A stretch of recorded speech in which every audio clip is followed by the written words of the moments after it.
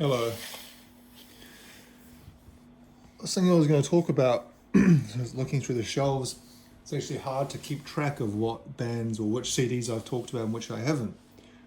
But I'm fairly certain I haven't talked about these ones. I might have actually shown them when I bought them, but not really talked about them. Anyway, I'm going to have a look at what I have in the way of albums or CDs by Björk. So I've heard her name pronounced Björk because it's BJO, so you'd think Björk, but it's one of the Björk has got the two, the O's got the two dots. What's that? The umlaut? Is that an umlaut? Whatever it's called in Iceland. So maybe I've also heard it pronounced Björk. Björk. But Björk is a Icelandic. What would you class her? It's very hard to class her music in any one particular genre. Let's say very broadly alternative. But alternative is a meaningless term, isn't it? She makes music that ranges from electronic, avant-garde, some rock, pop elements, some experimental ambient stuff, some kind of jazzy thing, jazz elements in different songs. I'd be interested to see what they say on her Wikipedia, so I'm going to do that now. I'll show this so it's not just me talking. There she is. Here's my phone, it's got 32%. Where is it? There it is. So her name is Björk Gudmundsdóttir. Gudmundsdóttir. And I know that in Iceland they have the naming convention of you take your mother and your father's name and attach son or daughter or son or daughter to the end of it. So if my name is John Smith, no, that wouldn't work that way. Because my dad would be John Smith's son as well. But say if my dad would be John Smith's son, and if he had a daughter, it would be Jane Smith's daughter. And if he had it would be Jan Smith's son. So they say art pop, avant-garde, electronica, experimental, alternative rock. Well, I think I mentioned most of those. But within those, it also, there's her father, Gudmundur Gunnarsson. She's the son and she's the daughter. Easy way to keep track of families. But the thing is that Iceland has only got a population of about 250,000 people in the whole country, 300,000.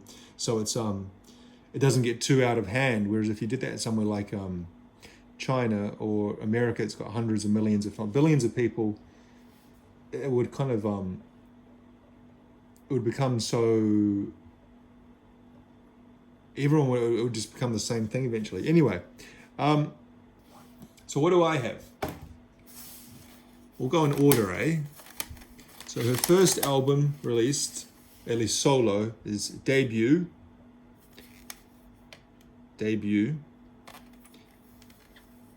And there she is as a relatively young lady. And this was released in the early mid-90s, 93, I'm going to guess. But I'm not exactly sure. Oh, look at that, 93. On Polydor and the imprint Mother Records. Now I remember when she came out, the first song I ever heard of hers was the one Big Time Sensuality, I think is what it's called. Yes, Big Time Sensuality, which is where she's kind of on the back of a truck, flatbed truck from my memory, and the camera is kind of facing and then the truck is moving around a city. And that song at my, in 1993, I would have been about 12 years old, 13 years old. So that song didn't really do much for me, and I thought it was too dancey. It sounded kind of almost like a dance club song, something they'd play in a nightclub, maybe remix it and have more of a prominent beat.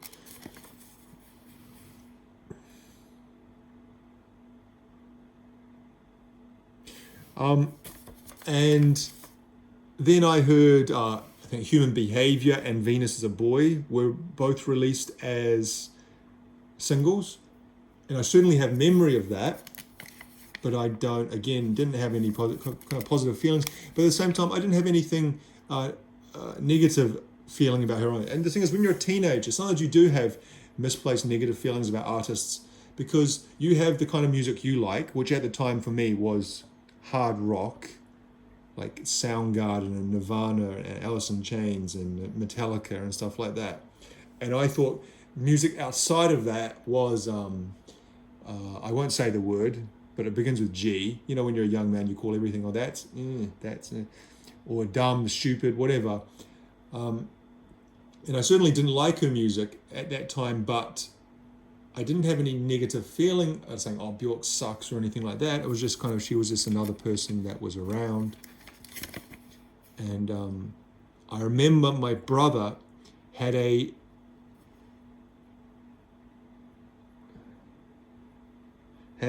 sorry, I was just thinking as I was trying to talk. Had a Rolling Stone photography book. My brother's a bit old, or one of my brothers is a bit older than me. And he got a book. It was kind of like almost like a coffee table book. You know, it was about this thick and, you know, big size book. And it was all the like famous photography that had featured in Rolling Stone magazine over the years. And I remember one of the photos they had on there was Björk. And I think it's quite a famous photo. And she's naked, basically, but she's covering up. Maybe she's holding some leaves, some big kind of like lily leaves or something to kind of cover her parts. And I think it's raining. And maybe as a young man, I'm sure that would have spoken to me in a certain kind of way because, you know, when you're young, anything like that does.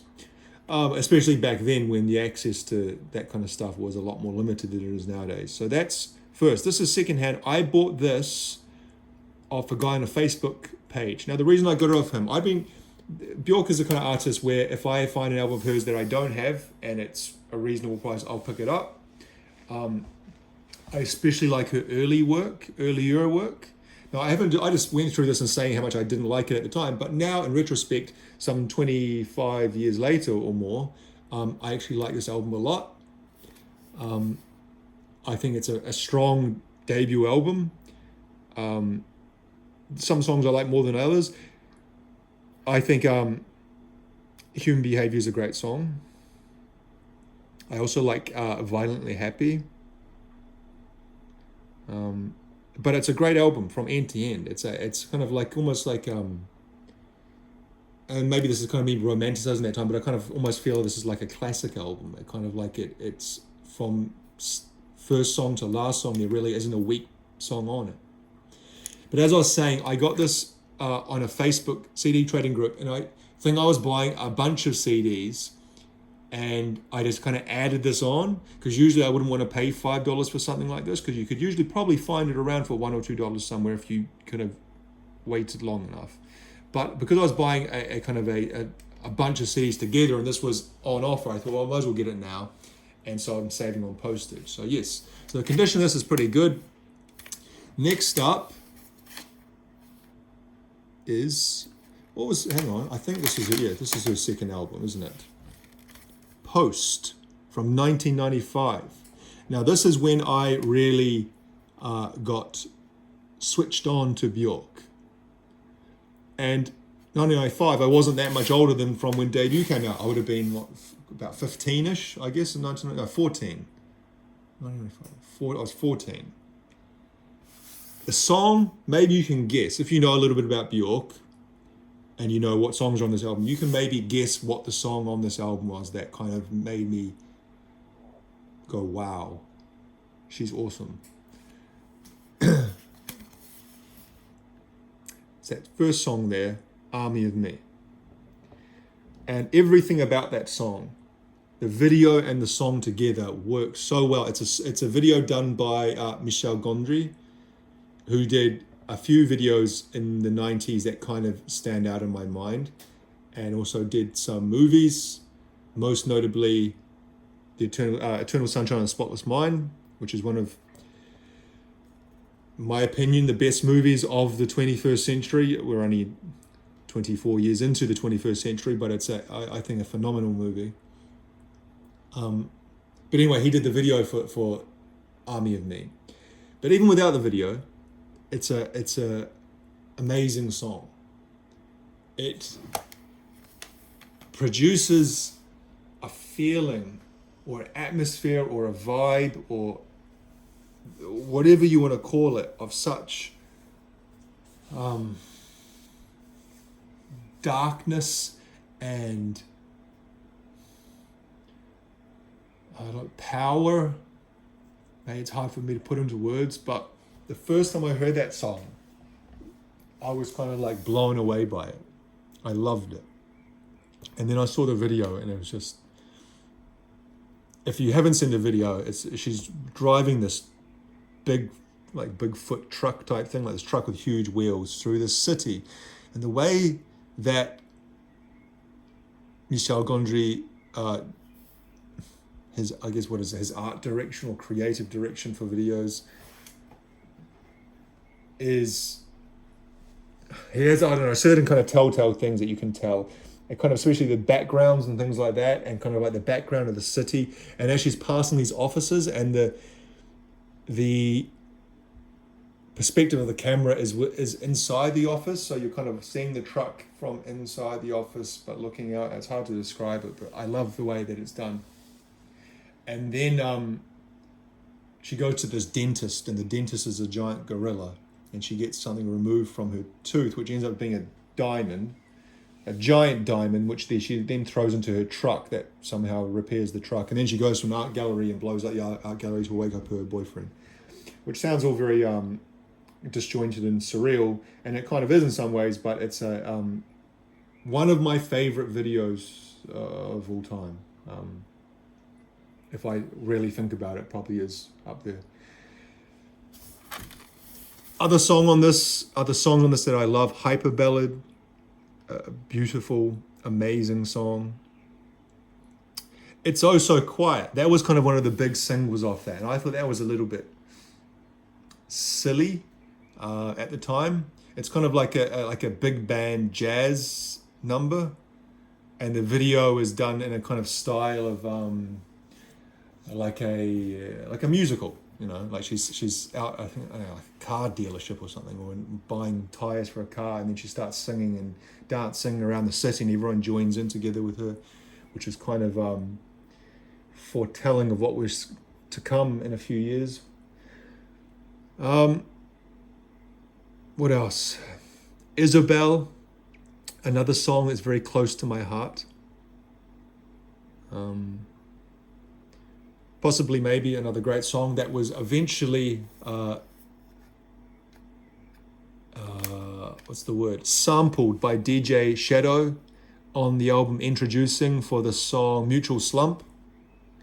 That kind of piano, I'm not really doing it very well. He kind of slows it down, I think. But if you ever listen to Mutual Slump, which, not talking about Björk, but a brilliant song as well by DJ Shadow, you can hear that kind of little piano refrain underneath it, and I think at the beginning of the song. Now I got this in a secondhand shop for $1, and the condition is very good. Again, here's the CD. Post Björk. Also put out on Polydor on the imprint Mother Records, Björk Overseas Ltd. Is that her publishing company, I assume?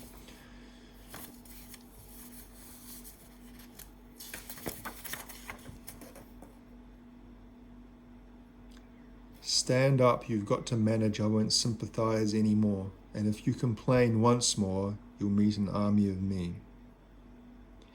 We live on a mountain. It's Hyper Ballad. Look, she's got co-writes with people. I've never actually looked into who she co-writes with. Graham Massey, Racefield, Tricky. Now Goldie, I was what I'm thinking of. She was in a relationship. I think it was, I always get mixed up between Goldie and Tricky because they're both one-name guys from the UK. and had a similar kind of trip hop dance, drum and bass career at a similar time. One of them was in a relationship with Björk.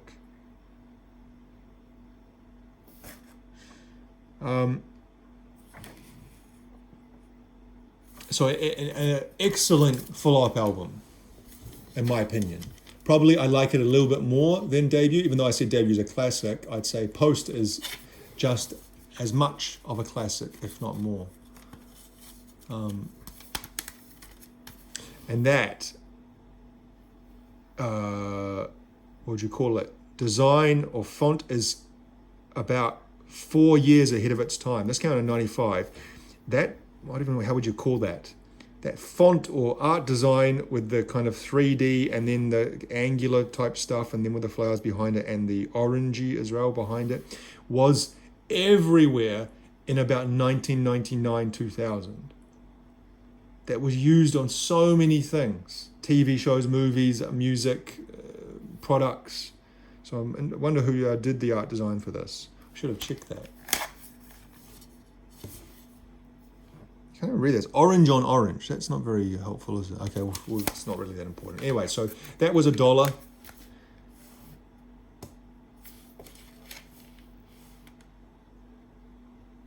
Then we get to, I'm pretty sure, her third album, Homogenic. Homogenic? I don't know how she would want it to be pronounced. Homogenic, which was released in 97. So 93, 95, 97. She's going for an album every 2 years here. Now, she's still on Polydor. Yes, Polydor Mother. Another brilliant album. I got this secondhand in the secondhand shop for $1 at the same time as I got Post. So I got them together. Post and Homogenic for $2. Good condition. Here she's kind of done up in a variety of kind of Asianish visual cues with the kind of kimono type dress, although it's not exactly a kimono because a kimono doesn't have a wide neck like that, and the sash. The rings on the neck, like you'd see of those tribes in northern Thailand, the Karen or the Mon, what are they? Or kind of Myanmar, Burma. And also the hair, and I guess the lipstick is kind of geisha-ish lipstick. And also not just geisha, also like in China and pre-modern China.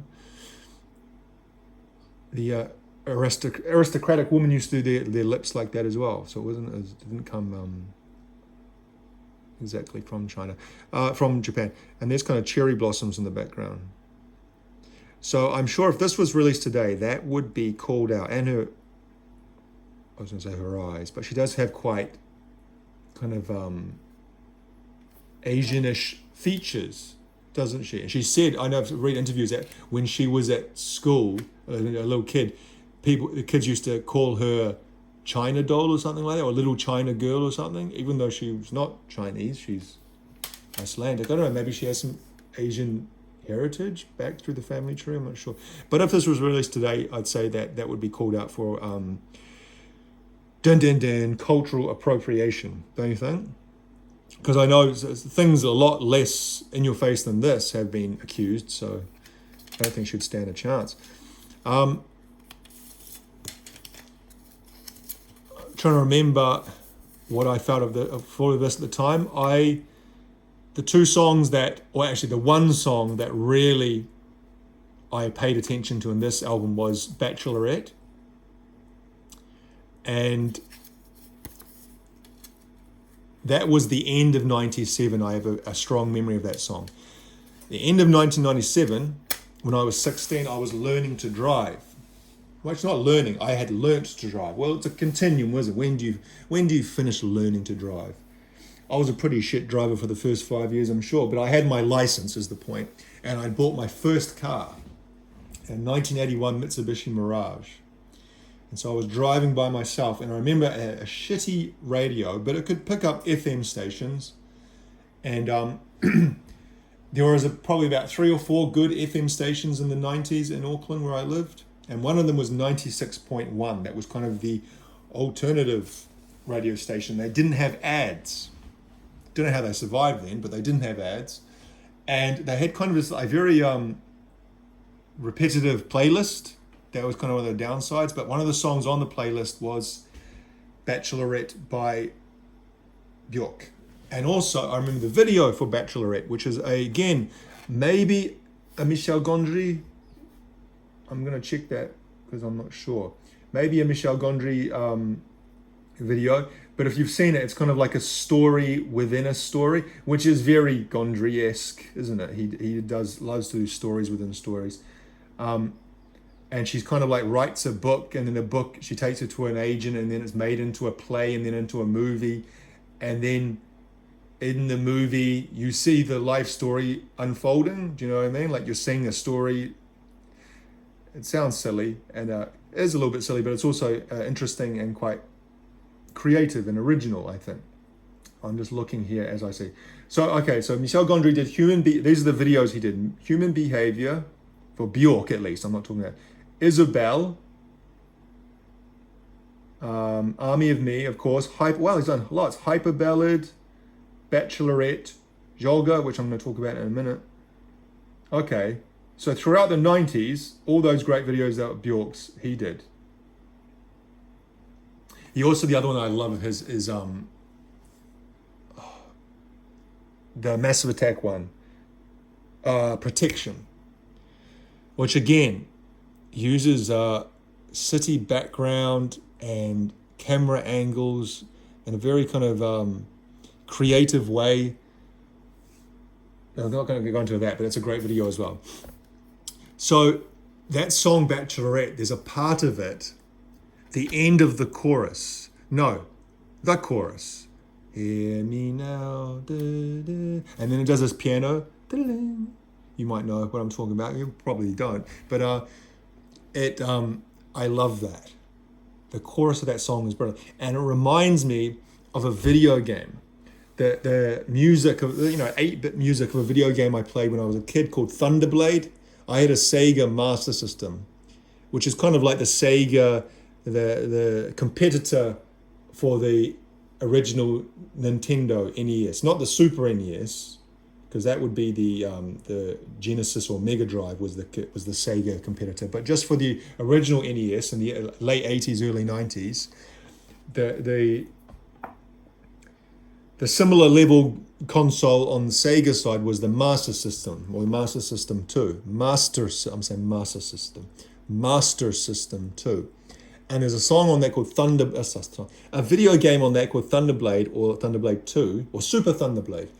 And the soundtrack of that stuck in my head forever. And then in 1997, when I was listening to Björk, I was like, that reminds me of Thunderblade. And so then subsequently, you can find the Thunderblade soundtrack on YouTube, of course. They have everything on YouTube. And it doesn't sound anything like it, but for some reason, it puts me in mind of it. It reminds me of it. Must be some kind of tonal quality or something that kind of matches up in my brain. Regardless, a brilliant song, a beautiful song. And the other beautiful song is Yoga. Don't know how to pronounce it. Yoga, who knows? But it's a great song. Very, or kind of in the song, the lyrics, she says emotional landscape, which kind of is the feeling it gives you, the instrumental and her singing.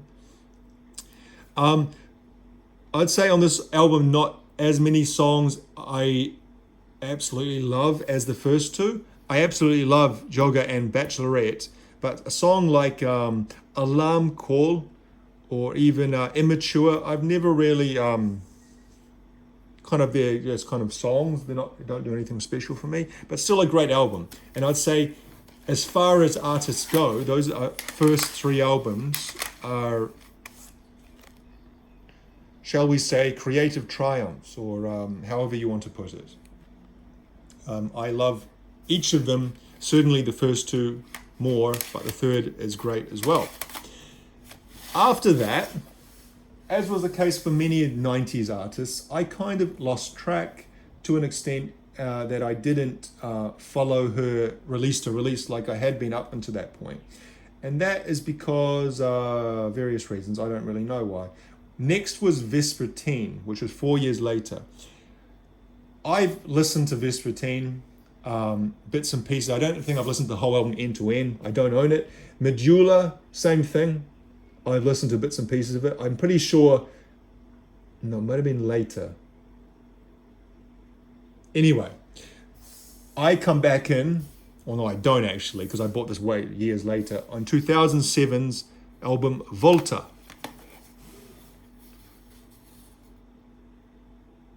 Now that's an interesting photo, isn't it? Now this, you can see, is a somewhat different style of CD case, and as is the issue with these things, as I talk about a lot, it's all good and well releasing a jewel case or a CD case with an original concept layout, kind of open it in different ways with cardboard here and there, but the thing is that it gets damaged a lot more easily than something like this that has a protective case around it. And I bought this secondhand, and you can see here it had a sticker which has been ripped off, which has left a big ugly mark, and whatever the hell was happening here, I don't know, but it's left an ugly mark again.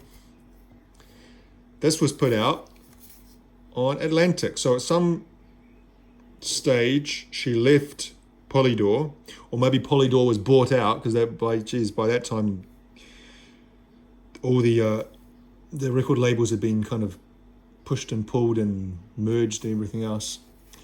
But when I listened to this, when I got this in 2020 secondhand for a couple of dollars, maybe $2 or $3, it was my first time hearing it, and I quite enjoyed it. I particularly like, trying to get the little booklet out of here. So again, when you have these things, this doesn't help with being able to get the things that you need, because it's always a bloody hassle. Particularly like the song, well, Earth Intruder is a good one, but I like the end of Earth Intruders. It does this sound. It sounds like a foghorn, like a ship is leaving a harbor. And it does that, and that leads into track 2, which is Wanderlust. It gives a kind of sound of a ship leaving, I guess, is kind of travel, and that ties into the idea of Wanderlust. But I particularly like the way that they did that. It's hard to read some of these other ones. Overall, I've listened to this album a lot less than the other 3 that I've just shown, but I'd say I like it. It's hard for me to point out things that I like because I haven't listened to it as much. It's not as much as a part of my life as those first 3 albums were. But nonetheless, still making interesting and original music well into her career.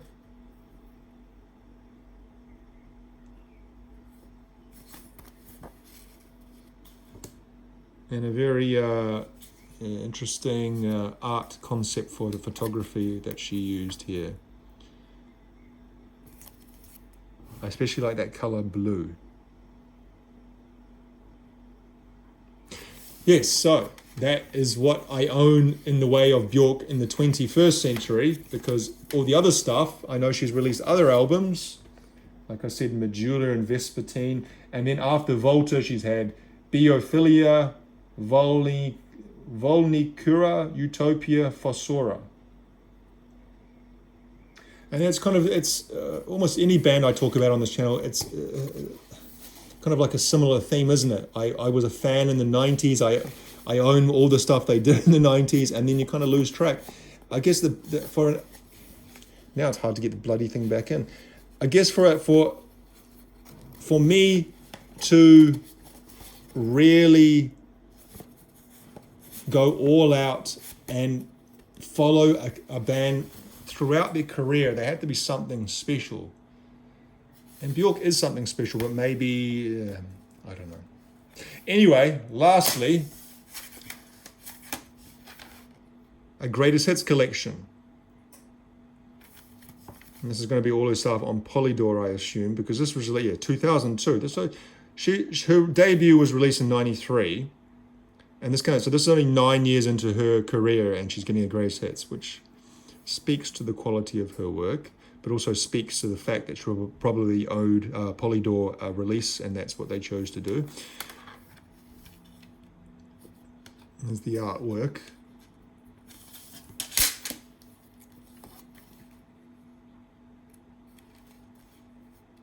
Don't know who did these. Maybe Björk did these.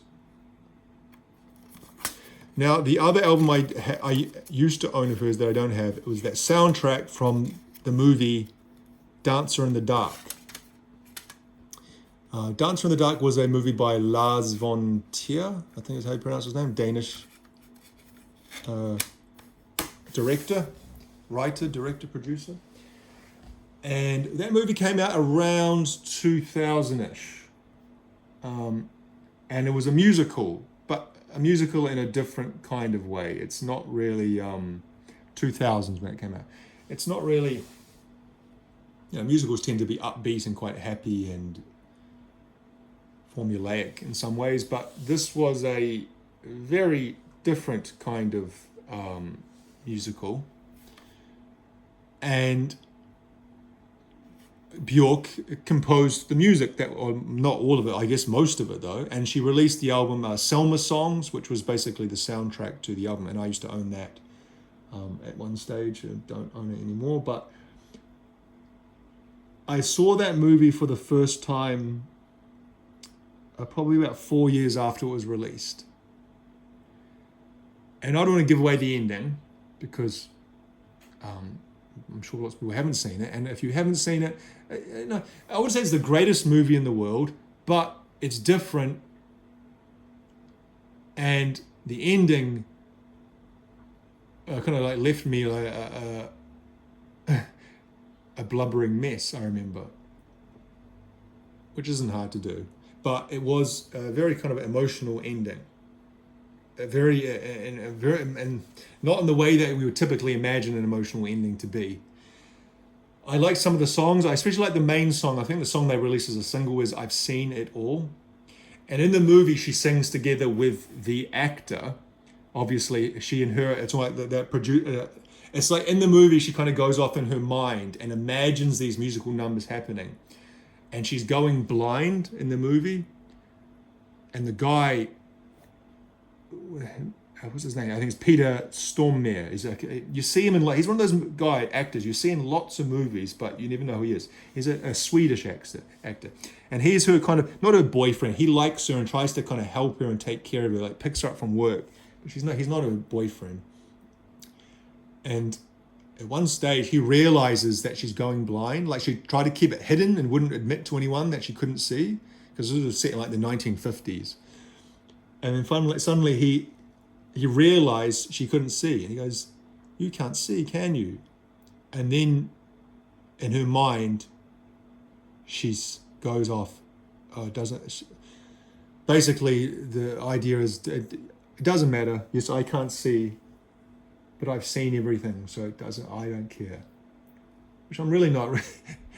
It's one of the worst explanations for that you can imagine, but it's quite a beautiful song, and also idea, because the reason is that she's working hard and trying to save money to make money to pay for her son's eye operation, because her son has the same eye problem that she has, and for her it's too late.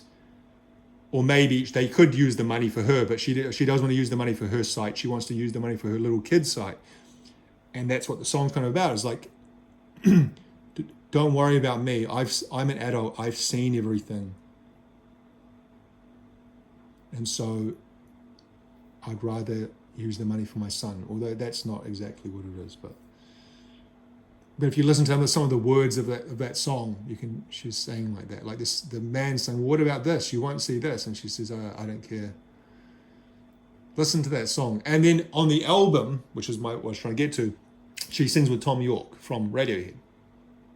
And to be honest, I think both versions have their pluses. I don't think the Tom York version is necessarily better than the one with the actor, who's not a trained singer, but yeah. Anyway, I've been talking for 35 minutes, and that is way too long.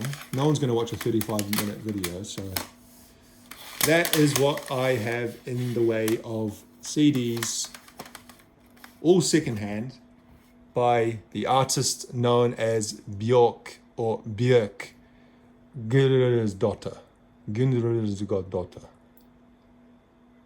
Thank you for watching.